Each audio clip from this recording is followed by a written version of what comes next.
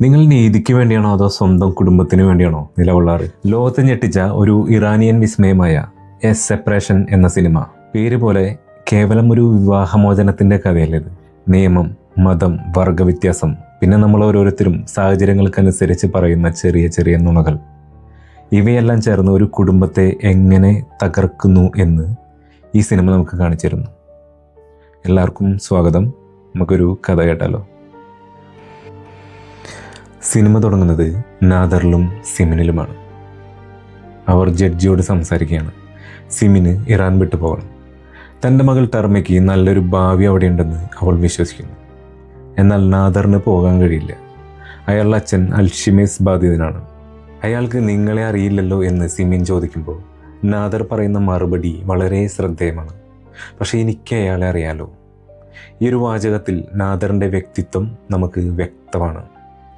Judge വിവാഹമോചനം നിഷേധിക്കുന്നു. Cement പിണങ്ങി സ്വന്തം വീട്ടിലേക്ക് പോകുന്നു. സിമിൻ പോയതോടെ അച്ഛനെ നോക്കാൻ നാദർ വളരെ ബുദ്ധിമുട്ടാണ്. അങ്ങനെയാണ് റസി എന്ന സ്ത്രീ അവിടേക്ക് ജോലിക്കെത്തുന്നത്. അതീവ മതവിശ്വാസിയായ അവൾ തൻ്റെ ചെറിയ മകളെയും കൂട്ടിയാണ് വരുന്നത്. മാത്രമല്ല, റസി ഗർഭിണിയാണ്. പക്ഷെ ആ വിവരം അവൾ നാദറിൽ നിന്ന് മറച്ചു വയ്ക്കുന്നു. ആദ്യ ദിവസം തന്നെ അവൾ ഒരു ധർമ്മസങ്കടത്തിലാവുന്നുണ്ട്. അൽഷിമേഴ്സ് രോഗിയായ വൃദ്ധൻ വസ്ത്രത്തിൽ മൂത്രമൊഴിക്കുന്നു. അത് വൃത്തിയാക്കുന്നതിന് മതപരമായി തെറ്റാണോ എന്നറിയാൻ അവൾ ഒരു റിലീജിയൻസ് ഹെൽപ്പ് ലൈനിൽ വിളിച്ചു ചോദിക്കുന്നുണ്ട്. ഇറാനിലെ സാധാരണക്കാരുടെ ജീവിതത്തിലെ മതസ്വാധീനം ഇവിടെ വ്യക്തമാക്കപ്പെടുന്നു. ഒരു ദിവസം ജോലി കഴിഞ്ഞു വന്ന നാദർ കാണുന്നത് ഞെട്ടിക്കുന്ന കാഴ്ചയാണ്. വൃദ്ധനായ തൻ്റെ അച്ഛൻ കട്ടിലിൽ കൈകൾ ബന്ധിക്കപ്പെട്ട നിലയിൽ തറയിൽ വീണ് കിടക്കുന്നു. റസിയാണെങ്കിൽ അവിടെയില്ല. ദേഷ്യം കൊണ്ട് ജ്വലിച്ച നാദർ തിരിച്ചു വന്ന റസിയെ ചോദ്യം ചെയ്യുന്നു. അവൾ പണം മോഷ്ടിച്ചുവെന്ന് അയാൾ ആരോപിക്കുന്നു. റസിയെ വീട്ടിൽ നിന്ന് പിടിച്ച് പുറത്താക്കുന്നതിനിടയിൽ നാദർ അവളെ തള്ളുന്നുണ്ട്. അവൾ ഗോവണിയിൽ നിന്നും താഴേക്ക് വീഴുന്നു. അല്പസമയത്തിന് ശേഷം സിമിൻ വിളിച്ചു പറയുന്നത് റസി ഹോസ്പിറ്റലാണെന്നാണ്. ഹോസ്പിറ്റലിലെത്തിയപ്പോൾ അവളുടെ ഗർഭം അലസി എന്നുമാണ് ഇരുവരും അറിഞ്ഞത്. അവിടെയാണ് സിനിമയുടെ രണ്ടാം ഘട്ടം തുടങ്ങുന്നത്. റസിയുടെ ഭർത്താവ് ഹൊജത്ത് ഒരു മുൻകോപിയാണ്. അയാൾ നാദറിനെതിരെ കൊലപാതക കുറ്റത്തിന് കേസ് ഫയൽ ചെയ്യുന്നു. അവൾ ഗർഭിണിയാണെന്ന് തനിക്ക് അറിയില്ലായിരുന്നു എന്നാണ് നാദർ കോടതിയിൽ പറയുന്നത്. അറിയാമായിരുന്നു എന്ന് തെളിഞ്ഞാൽ നാദറിന് ജയിലിൽ പോകേണ്ടി വരും. എന്നാൽ നാദറിൻ്റെ മകൾ ടെർമയ്ക്ക് അറിയാം തൻ്റെ അച്ഛൻ നുണ പറയുകയാണെന്ന്. അച്ഛനും മകളും തമ്മിലുള്ള ആത്മബന്ധത്തിൽ വിള്ള വീഴുന്ന നിമിഷങ്ങളാണിവ.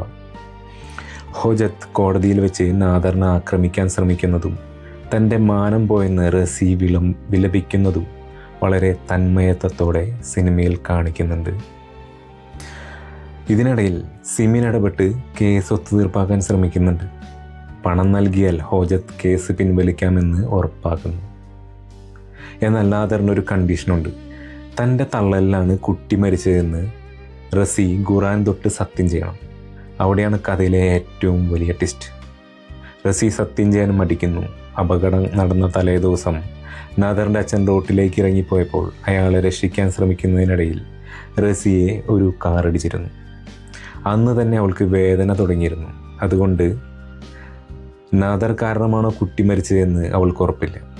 നുണ പറഞ്ഞ് കിട്ടുന്ന പണം തൻ്റെ മകൾക്ക് ശാപമാകുമെന്ന് റസി ഭയന്നു. സത്യം ചെയ്യാതെ പിന്മാറുന്നു. കേസ് അവസാനിച്ചു. പക്ഷെ ആർക്കും സന്തോഷമില്ല. നാദറും സിമിനും വേർപിരിയുന്നു. മകൾ ടെർമ ആരോടൊപ്പം പോകണമെന്ന് തീരുമാനിക്കാൻ ജഡ്ജിക്ക് മുന്നിൽ നിൽക്കുകയാണ്. പുറത്ത് കോറിഡോറിൽ നാദറും സിമിനും പരസ്പരം നോക്കാതെ നിൽക്കുന്നു. ടെർമയുടെ കണ്ണ് നിറഞ്ഞൊഴുകുകയാണ്. അവൾ ആരെ തിരഞ്ഞെടുത്തു എന്ന് കാണിക്കാതെ സിനിമ അവസാനിക്കുന്നു.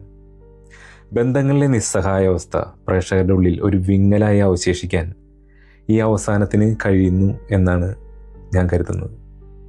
കഥ ഇഷ്ടമായാൽ സപ്പോർട്ട് ചെയ്യണേ. ഇതേപോലുള്ള സിനിമകളിലെ കഥകൾ കേൾക്കാൻ നമുക്കൊരു കഥ കേട്ടാലോ എന്ന നമ്മുടെ ചാനൽ സബ്സ്ക്രൈബ് ചെയ്യണേ. അപ്പോൾ വീണ്ടും കാണാം. നന്ദി, നമസ്കാരം.